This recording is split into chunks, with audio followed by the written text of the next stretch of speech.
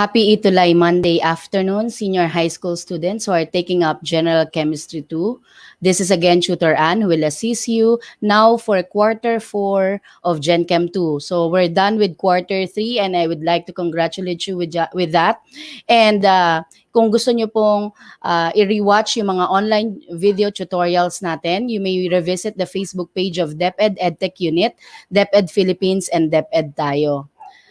And also sa YouTube channel ng DepEd EdTech Unit, DepEd TV. So marami na po akong nakikita ngayon na nagtatag. Sige po, bago po tayo mag-start, mag-tag muna kayo ng mga kaklase nyo sa Gen Chem 2 para marami din ang mabless ng ating online tutorial.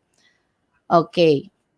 So like what we always do, I always ask you how to have a positive mindset. So we're done discussing the happy hormones na nag-lead in having positive mindset.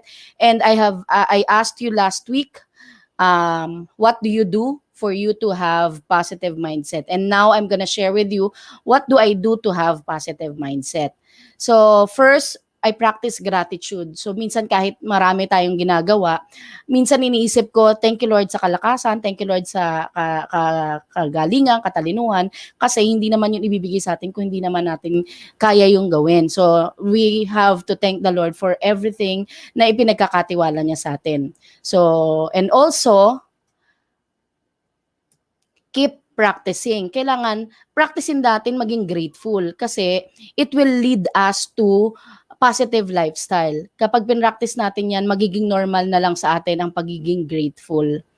And then for this afternoon, the most essential learning competency that we're going to deal with are predict the spontaneity of a process based on entropy and explain the second law of thermodynamics and its significance. So ito po yung ating milk for this afternoon. May pangatlo pa po yan kaso baka hindi nakakayanin ng time natin. So I'm thinking na sa next week ko na siya i-discuss. So ito munang dalawang most essential learning competency para makapag-focus din tayo.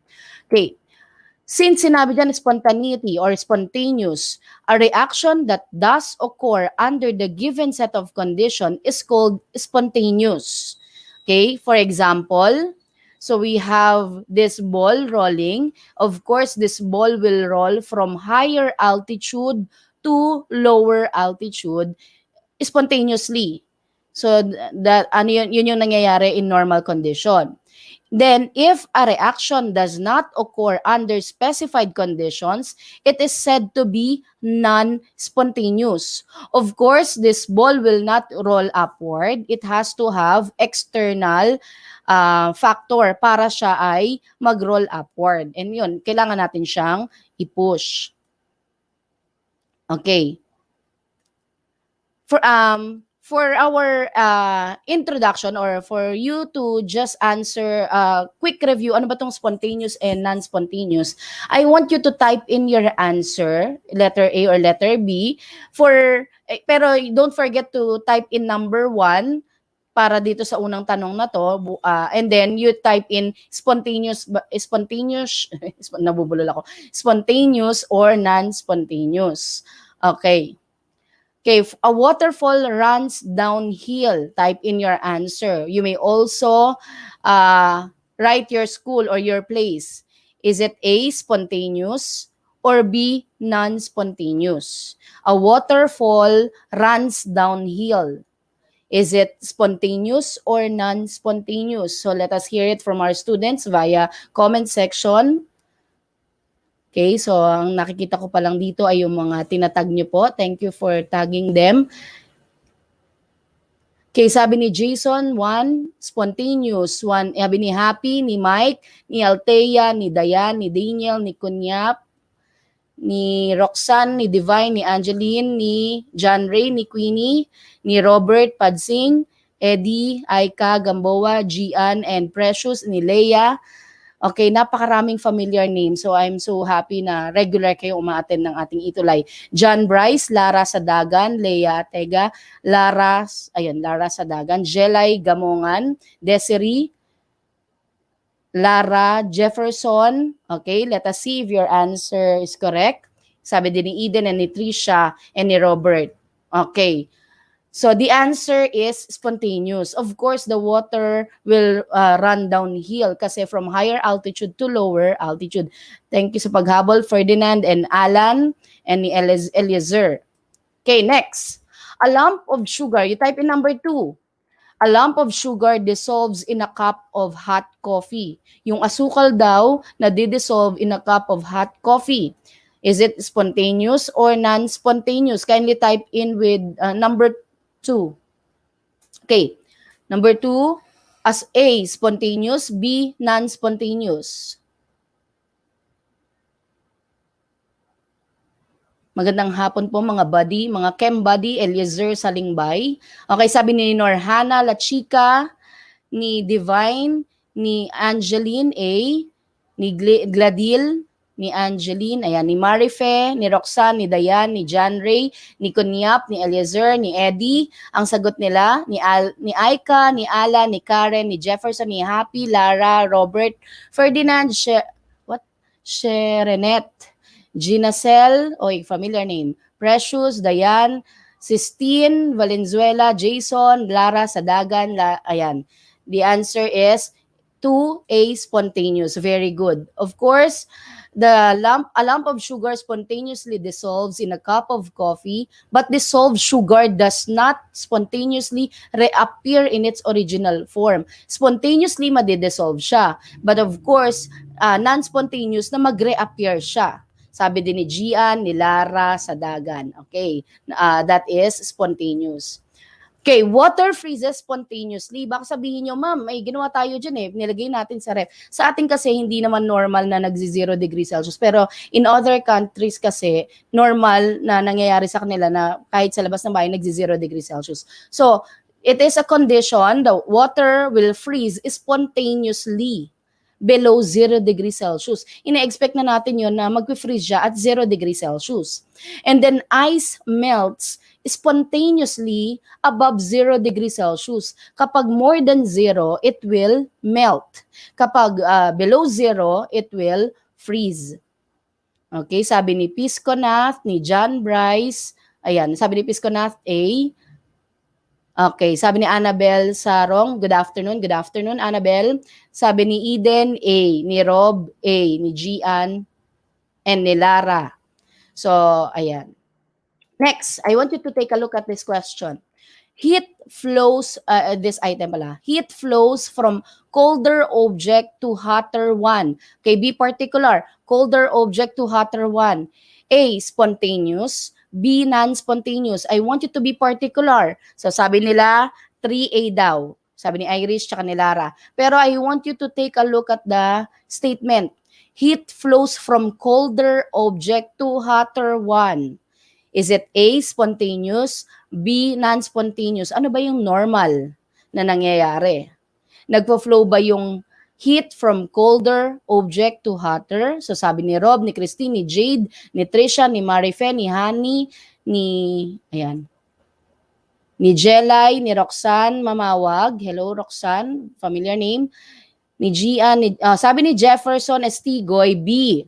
Okay, so at saka ni Sunshine Guevara A. Ni Sistine B. Okay, ni Mike B.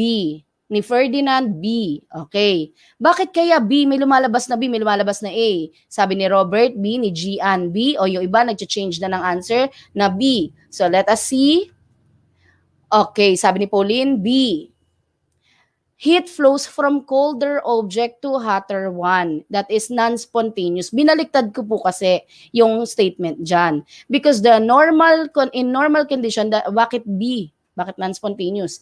Because in normal condition, heat flows from a hotter object to a colder one. But the reverse never happens spontaneously. Kaya sabi ko, let us be particular with the statement. So, binaliktad ko lang para magkaroon tayo ng sagot na non-spontaneous. Okay, again, tandaan nyo that the heat flows from hotter object to a colder one.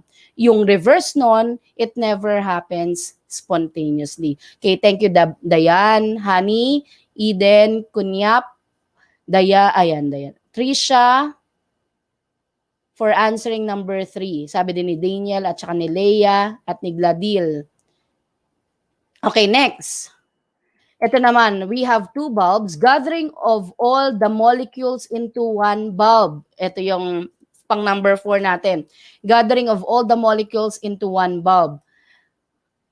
Will it happen in spontaneously or non-spontaneous? Gathering of all the molecules in one bulb. So, ito, nakaspread yung gas molecules, pero you will gather it in one bulb. So, will it happen spontaneous or non-spontaneous? You type in number 4 for your answer. Yung sagot kaya ni Pisco Nat ay para sa number 4 o yung sa kanina? Okay, sabi ni Pauline Payaki, 4A. Yes, Gladil din, sabi niya 4A. Trisha, 4A. Okay, again, gathering of all the molecules. So, lahat ng gas molecules na nasa dalawang bulb, igagather nyo sa isang bulb lang. Spontaneous ba yon or non-spontaneous? Sabi ni Karen, sabi ni Mike, B. Okay, sabi ni Norhana La Chica, B. Sabi ni Leia Rob, A. So, okay lang yan. This is just the start. So, sabi ni Lara, A. So, hati. May nagsasabi ng A, may nagsasabi ng B. So, let us check. Sabi ni Jefferson, B. Ni John Bryce, B. Okay, let's see. Of course, the answer is B. Okay, ang ibig ko sabihin dyan, yung gas molecules, igagather nyo sa isang bulb lang. So, i-continue lang sa isang bulb. Okay? The spreading of gas molecules into an evacuated bulb is an spontaneous process. Kung nasa isang bulb siya, tapos mas-spread siya hanggang dun sa kabilang bulb, that will happen spontaneously because of the spreading of gas molecules. But the reverse process, the gathering of all the molecules sa lahat ng sa bulb na ito, sa two bulbs na ito, you will gather it in one bulb. You have to have an external factor para mag-gather siya. So that is for number 4. The answer is non-spontaneous. Okay. A piece of sodium metal, walang question dito. A piece of sodium metal reacts violently with water to form sodium hydroxide and hydrogen gas. So this is how I illustrate the sodium metal. It looks like marshmallow. Okay? And usually, this sodium metal is soaked in a kerosene or in a mineral oil. I remember when I was in college, nag-experiment kami na sodium metal and dinrap namin sa water. Nasa 4th floor kami, yung guard nasa 1st floor, maliit na sodium metal ang nilagay namin sa water, pero naramdaman yung yanig hanggang sa buong building. So, nasa 4th floor kami, siya ay nasa 1st floor, naramdaman niya yung reaction ng sodium metal with water. So, kaya hindi dapat siya naka-expose. Kaya siya naka-soak lang sa mineral oil. Kasi syempre sa environment natin, merong mga moist. So, pwede siyang mag-react yung sodium metal na yon sa moisture ng surroundings. Okay. Hydrogen gas does not react with sodium hydroxide to form water and sodium. So this is the chemical equation. Sodium reacts with water to form sodium hydroxide and hydrogen gas. Pero hindi the other way around na si hydrogen gas daw pag nag-react kay sodium hydroxide, may mabubuong sodium and water. Pwede pa rin naman niya mangyari, but you have to have an external or you have to do something for you to force that kind of reaction. Okay? In this case, it is a forward reaction. Sodium reacts with water to form sodium hydroxide and hydrogen gas. Okay, this one. Iron exposed to water and oxygen forms rust. Pang number 5 na tayo. Iron exposed to water and oxygen forms rust. Is it A, spontaneous, B, non-spontaneous? Number 5, sabi ni John Rice, B, non-spontaneous daw. Sabi ni Pauline Payaki, 5A. Sige, let us see. Ferdinand Oyando, B. Ni Trisha, B. Mike Agpoon, A. Eliezer Salingbay, B. Irish Cosidon, A. Daniel Sangdaan, A. Raven, A. Angeline, A. Jaya, A. Desiree, A. Okay, Sistine B. Sherinet Bongabong. Ang sagot ni Sherinet. A. Precious A. Robert B. Christine Karen A. Cindy A. Alan B. Aika A. Sabi ni Jade Dalere from Tabuk City National High School. A. Andrea B. Honey A. Queenie B. Miles A. Let's see. Okay, the answer is A, spontaneous. Iron exposed to water and oxygen forms rust. Kaya hindi dapat na yung mga pako ay dapat naka-plastic sila para maiwasan yung exposure nila sa water and or also sa moist. Kasi nga it will spontaneously form rust. Kakalawangin siya. Okay? Iron exposed to water and oxygen forms rust, but rust does not spontaneously change back to iron. Yung kalawang ay pwedeng ibalik ba yun as iron? Hindi po. Okay. That spontaneity of a process is also needed in our topic na second law of thermodynamics. The second law of thermodynamics states that the state of entropy of the entire universe as an isolated system will always increase over time. Pag sinabi nating entropy, ito yung kaguluhan. Parang sa bahay lang, inayos mo ngayon, pero time will come, magugulo ulit. Ayusin mo, magugulo ulit. So, yun yung pwede nating analogy ng entropy. The second law also states that the changes in the entropy in the universe can never be negative. So lagi siyang pa-forward reaction. Sabi ni may sumasagot pa ng A. Okay, the second law states that the changes in the entropy in the universe can never be negative. Ano ba yung entropy? So, let us define muna entropy. Entropy, ang symbol niya sa thermodynamics is S. Okay, it is a thermodynamic quantity. It is used to measure how spread out or dispersed the energy of a system is. Okay, it is used to measure how spread out. It is used to describe if the process is spontaneous and can occur in a defined direction or non-spontaneous and will occur in the reverse direction. Okay. Ang entropy is considered as a state function. Kapag sinabi nating state function, it describes a particular state without depending on the path taken to reach this state. So halimbawa, solid siya, naging gas. Hindi siya after sa pinagdaanan ng solid na yon bago siya maging gas. Ang importante lang sa kanya, solid, naging gas. So hindi siya after sa path na nangyari dun sa substance na yon. So solid naging gas, so state function siya. It is also a measure of how random or disorder the system is. Kaya tulad ng sinabi ko kanina, yung kaguluhan niya, how random or disorder. Okay, I know you are very familiar with this nursery rhyme. And i-review natin ano ba tong nursery rhyme na to. Baka may ibang ibig sabihin pala to sa entropy. Okay? May sound naman, ano?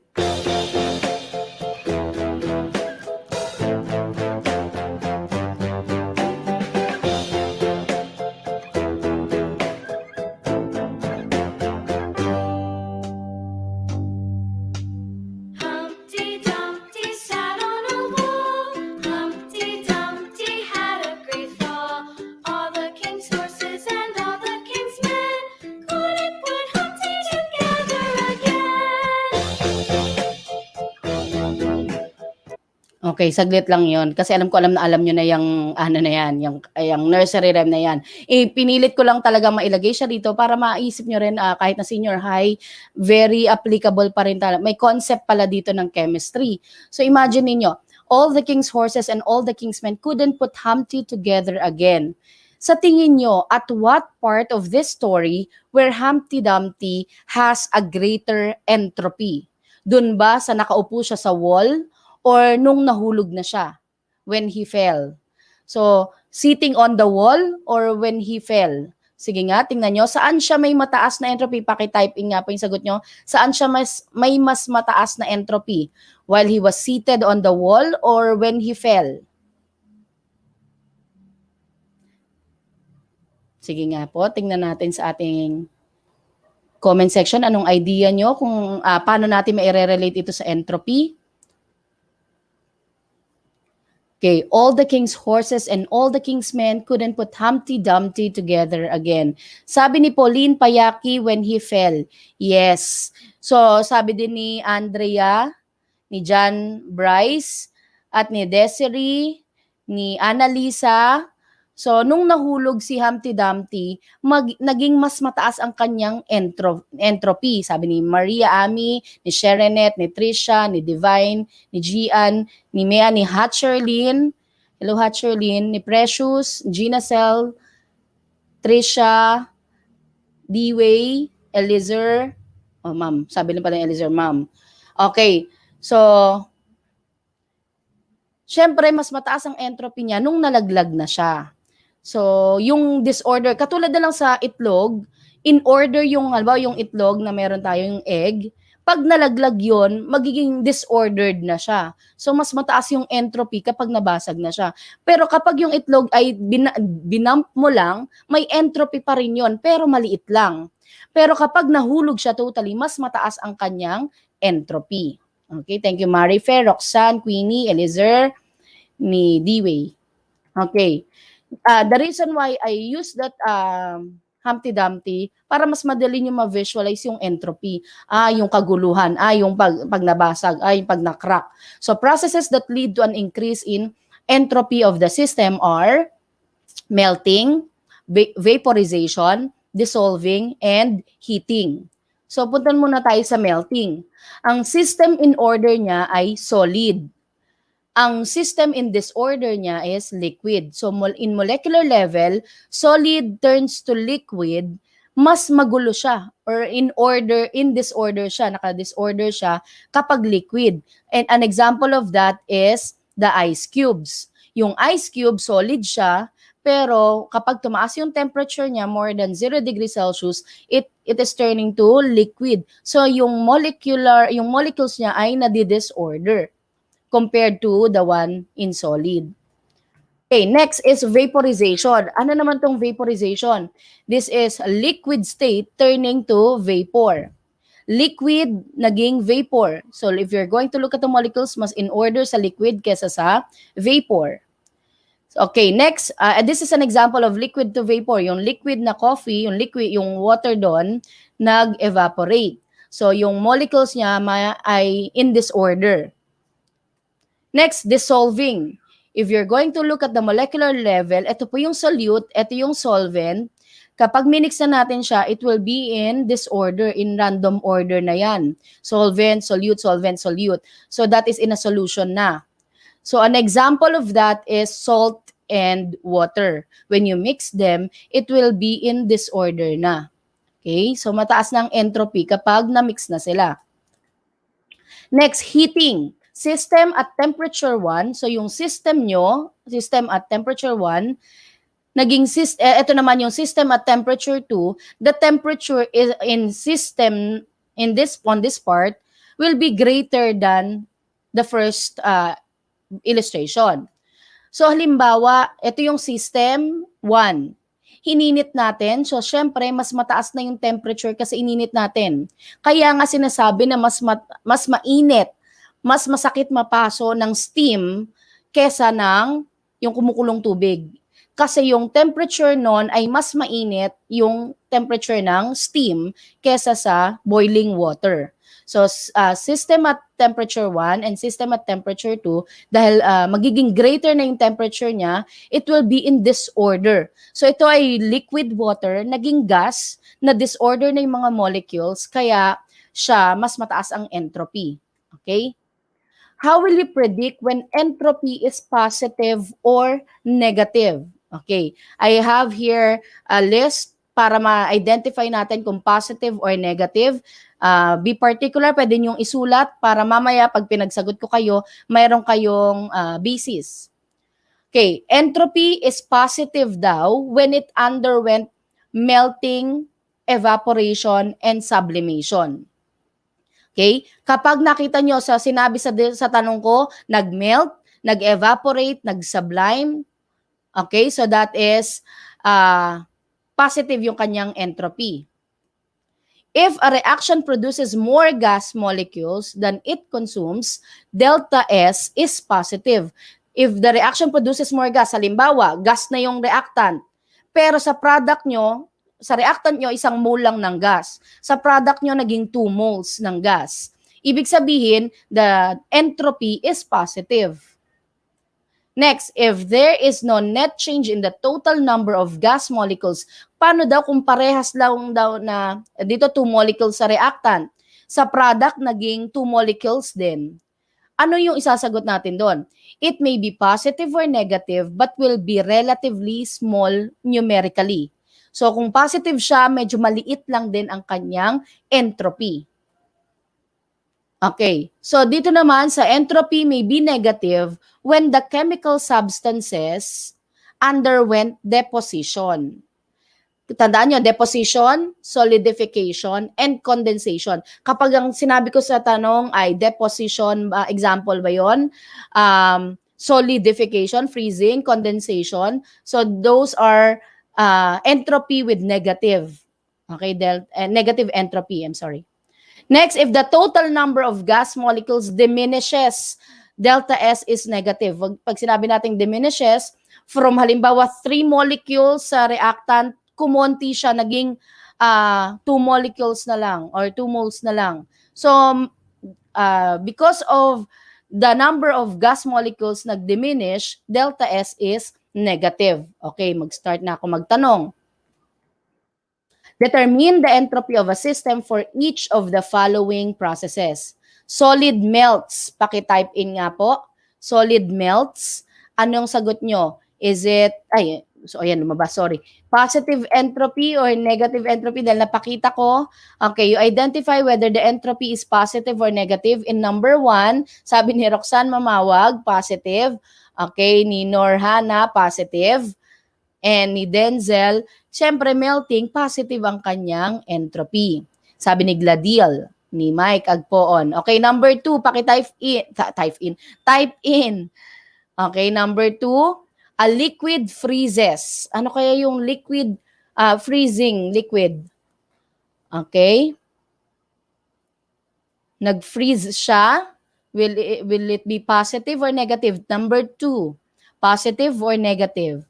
Sabi ni Norhana, 2 negative. Ni Haifa, negative.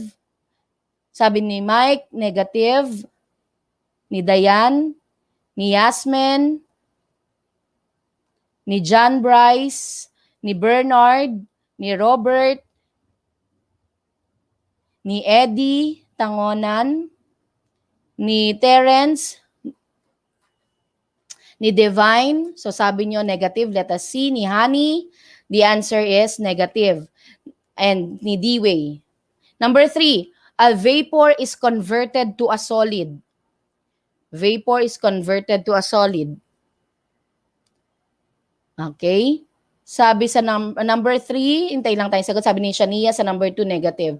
Sabi ni Alessandra, ni Pauline, negative daw. Ang number 3.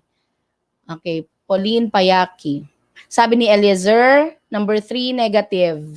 Ni Aika Gamboa, and ni Alessandra, ni Jeya, ni Dayan, ni Happy, ni Irish, ni Bernard, ni Trisha, ni Jodaniel Batingwed. Okay, natandaan ko yung name niya.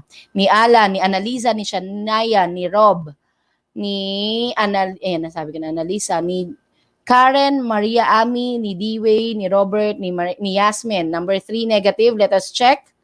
Okay, your answer is correct. Negative kasi vapor convert to solid. Next, gas to solid yan.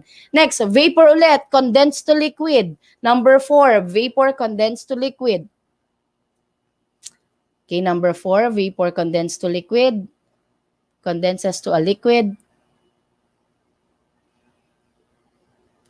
Sabi ni Jelay, sa number 3 ba yun, Jelay? Sa number 4, sabi ni Happy, may number 4. Positive. Ni John Bryce, 4 positive. Ni Norhana, positive. Ni Andrea, ni Eliza Kirsten, ni Denzel, ni Mark Villaram, ni John Bryce, ni Norhana, ni Aika. Okay, at basahin pa natin mga pumasok pa. Ni Jeril, ni Queenie, ni Terence, ni Eliezer, ni Aiden, ni Jeril, Queenie, ayan. Daniel Lawrence Precious, Nodi, Karen Bulaay, Jade, Jaya, Leia, Hatcherlin, Raven, okay, marami pa pumasok. D-Way, sabi sa number 4, ay negative. Okay, 4 negative. Oh, gets nyo na. Tama, tigilan natin to. Gets nyo na. Sorry. Joke lang. Number 5, a solid sublimes. Sabi ni Terence sa number 4, negative. Okay, sa number 5 po tayo naman. A solid sublimes. Number 5, kindly type in number 5 for your answer. Sabi ni Norhana, positive. Ni Jaya, positive. Ni Mark Villaram, from Las Piñas National High School. Ni Eliezer, sabi ni Eliezer, negative. Ni Alessandra, ni Denzel, positive daw. Ni Nafisa, Samad, positive. Alaysa, positive. Sistine, Sunshine, Ginacel, D-Way, Karen, Denzel, Annalisa, Sherenet, Bongabong, Nodi, Jade, Jelay, Maria Ami, D-Way, Robert, Irish, Gian, sabi nyo, number 5, positive. Okay. The entropy of this is positive, sabi din ni Leia at ni Robert. Okay. For number 6, ayan, napakita ko na naman. Sa number 6, dahil napakita ko na, explain ko na lang. Okay. Bakit siya negative ang kanyang entropy? Anong titignan natin kung bakit siya negative? Look at the state of the reactants. From gas siya, naging liquid. Dahil gas na siya, tapos naging liquid pa, so that is a negative. Ang entropy niya ay negative. Okay, number 7. Sige, type in your answer. Number 7. Ano sa tingin niyo ito? Positive entropy or negative entropy? Number 7. Solid NH4Cl becomes NH3 gas and HCl gas. Solid ammonium chloride turns to ammonia and HCl.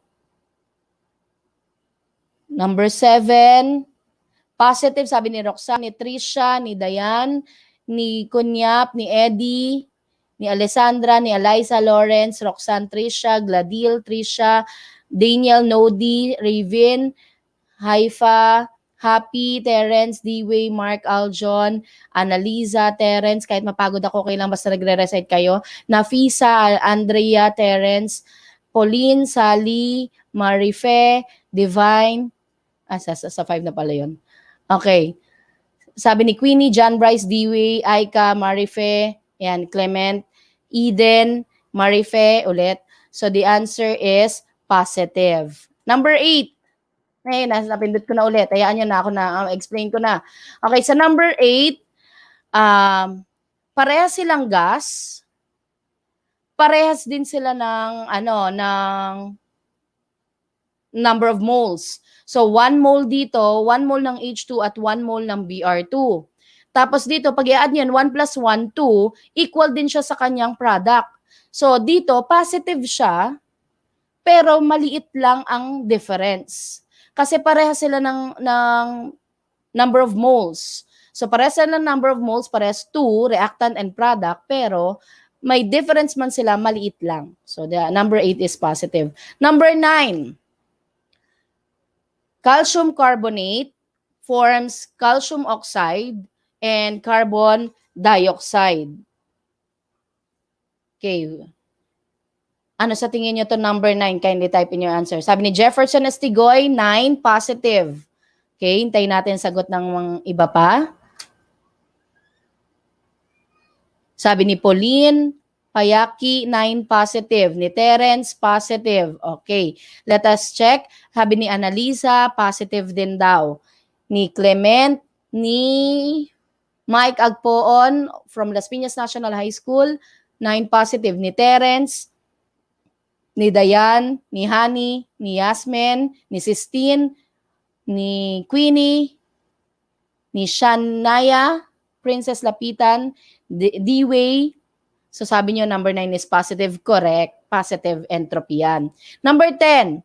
So the gas siya, parehas siya ng number 8. Parehas sila ng number of moles. So, ipapakita ko na, kasi parehas naman siya ng number 8. Siya, sabi ni Jefferson Estigoy, 10 negative.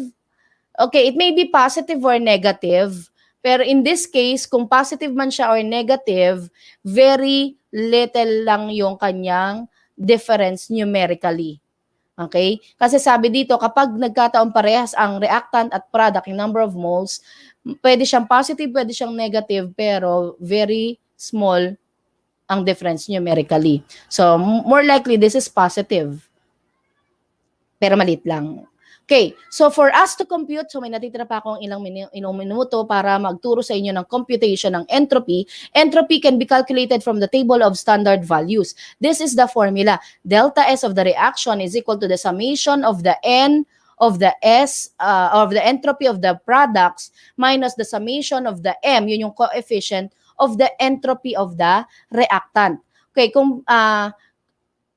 kung titingnan nyo lang yung formula, parang nakakatakot. May mga summation. Pero ang totoo, madali lang naman siya.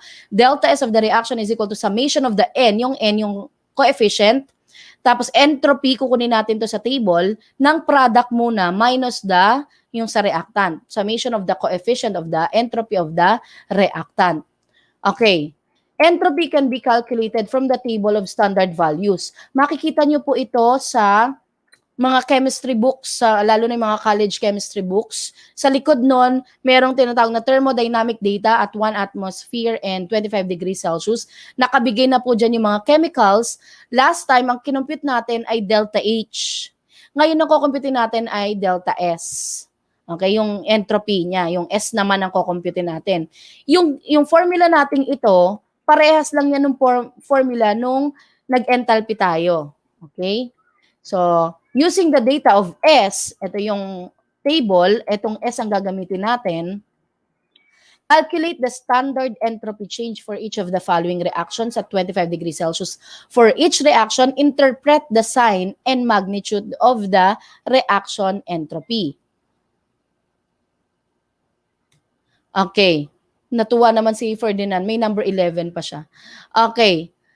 For calcium carbonate,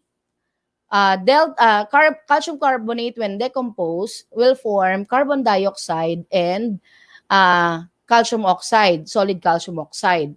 Binigay ko na dito yung value para hindi na natin nahanapin yung value dun sa table kasi it will take time. So niready ko na dyan.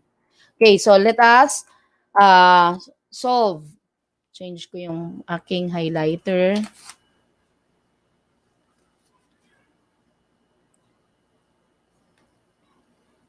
O, ready nyo na po ang inyong calculator? Okay. So, the formula is delta, i-rewrite ko lang yung formula para meron tayong guide. Delta S of the reaction is equal to the summation, madulas, NS of the product muna minus the summation of the coefficient of the entropy of the reactant. Okay, reactants. Okay. So, ano yung ating mga products? We have, ito yung product side natin, di ba? CO2, dahil wala namang coefficient, automatic 1 yan. So, ilagay na lang natin CO2 plus CaO solid, CO2 gas. Sa thermodynamics, kailangan meron tayong state. Ilalagay natin kung gas ba siya, kung solid ba siya. Kasi iba ang value niya kapag in different state. So, this one naman, reactant. Ang reactant natin ay CaCO3 in solid. Now, CO2. Ang CO2 natin ay 213.6. Okay, lagyan natin dito 213.6 joule per kilomole plus ang ating CaO ay 39, nalagyan ko lang parenthesis, pwede namang wala, pero sige, lagay ko na 39.8 joule per kilomole. Okay, remove ko na lang.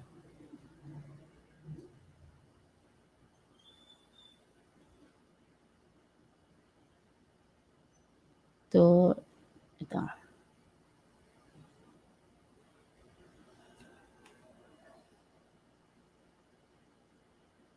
Okay, 213.6 joule per kilomole plus 39.8 joule per kilomole. Kukunin nyo muna yung sum niya, then tsaka nyo ima-minus kay calcium carbonate. Si calcium carbonate ay 92.9 joule per kilomole. Okay. Kung kayo ay naka-scientific calculator, pwede nyo na po siyang i-press ng dire-diretso sa inyong scientific calculator. Kindly type in your answer sa ating comment section. Okay, 213.6 plus 39.8 joule per kilomole minus 92.9 joule per kilomole. Sabi ni Pauline Payaki, 160.5 joule per kilomole. Sabi ni Jaya and ni Eliezer. Okay, so sabi din ni Queenie, 160.5 final. Okay, so ibig sabihin, dinere-diretso na.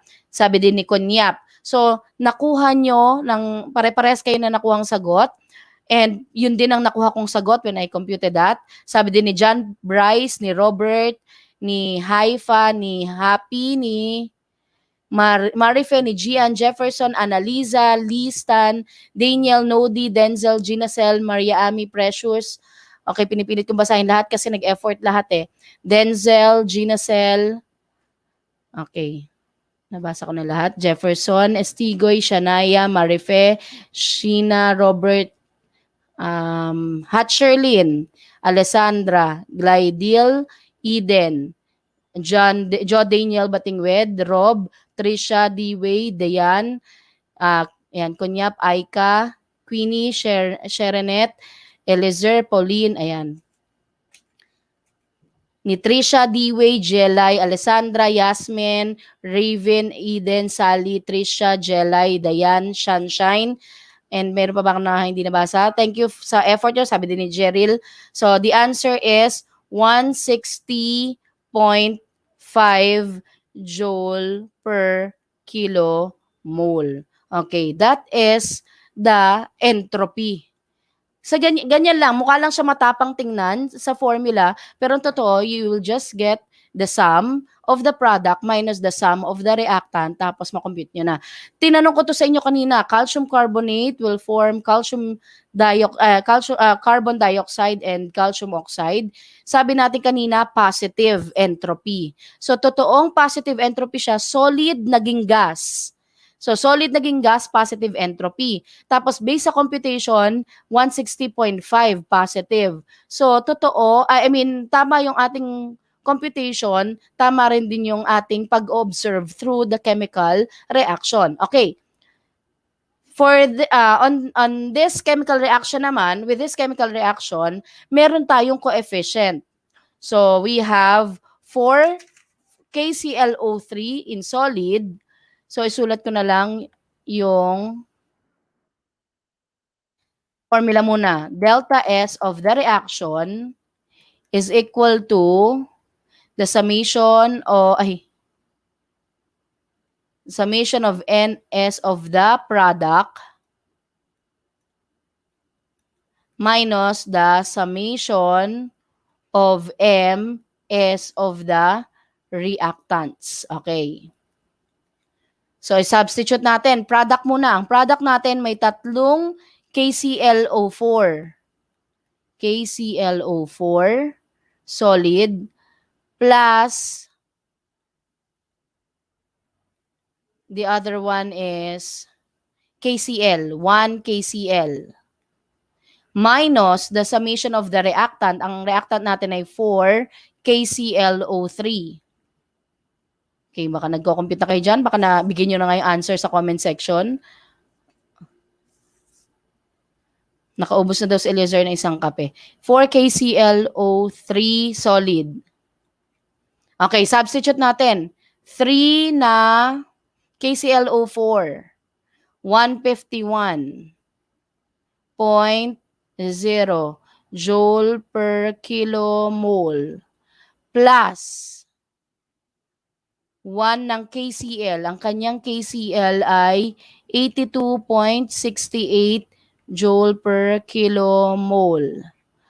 Minus, so yung i-get nyo muna yung summation nito, i-add nyo muna to, tsaka nyo i-minus kay KClO3, which is 142.97. Pero we have to multiply it with its coefficient na 4. So 3, 151, 182.68, 4 na 142.97. Okay, will you please type in your answer sa comment section? Okay. You may use the scientific calculator para dire-diretso nyo siyang pinipindot. Okay, so sa second problem natin, ano po ang nakuha nyo sagot? Sabi ni Jaya, negative 36.2 joule per kilomole. Okay, tingnan natin kung yun din ang magiging sagot ng iba pang nagko-compute dito.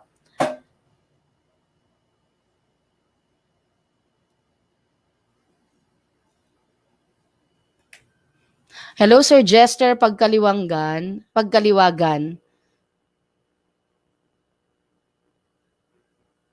Tutor din po natin si Sir Jester. Hello, sir. Thank you for watching. Okay, sabi ni Trisha, negative 36.2, ni Eden, ni Jefferson. Mag-effort akong basahin kasi nag-effort ko kayo mag-compute. Ni Sunshine, ni Maria Ami, ni Irish, ni Karen, ni Sherenet, ni Sunshine Sally, Manganip, ni Ginacel, ni Raven, ni Jefferson, ni Alessandra, ni Jeril, ni Dwayne, ni Nodi, Mike Agpoon, Karen Bulaay, Eden Taloza, Trisha, Pauline, Kunyap, Sheena, Hatcherlin, Annalisa, Jo Daniel, Batingwed Listan, John Bryce, Queenie, sabi ni Ferdinand G. Okay, so may nagsagot din ni Rob, ni Trisha, ni Yasmin, ni Honey, pare-pares po kayo nang na-solve. So more likely, tama ang aking sagot din. So that is negative 36.2 joule per kilomole. So ayan po ang ating computation ng kanyang entropy. So dito, parehas lang silang naging solid. So solid ang ating reactant, solid din yung ating products. Pag tinignan naman natin yung yung molecules niya, sa reactant 4, sa product 3 plus 1, 4. Dahil parehas silang solid, more likely negative yan, pero napakaliit lang ng kanyang difference numerically, negative 36.2. Okay, so dahil hindi masyadong nabago ang kanyang state of matter, parehas lang siya naging solid, so may konting difference lang, negative 36.2 ang kanyang entropy. Sabi din ni Dayan, ni Shania, ni Roxanne, ni Denzel, Dayan, Haifa, Gian. Hello po sa inyo at sobrang thankful ako and I feel so blessed na you are so participative kapag lalo na may ganitong tayong mga computation sa chemistry. So, yun po ang ating lesson sa ating entropy. Pipilitin ko po na ma-lesson yung Gibbs energy para sa ating next week lesson. So, I want to thank you all for saying yes to attend our online tutorial for chemistry. See you again next week. Let us pray na hindi tayo malapitan ng virus. Let us be safe and mag-obey tayo, lalo na mga estudyante. Kung hindi kailangan lumabas, wag po kayong lalabas at mag-aral na lang po kayo sa bahay. Attend all the Itulay online tutorial. Mas matututo pa kayo. So, to God be the glory. God bless us all.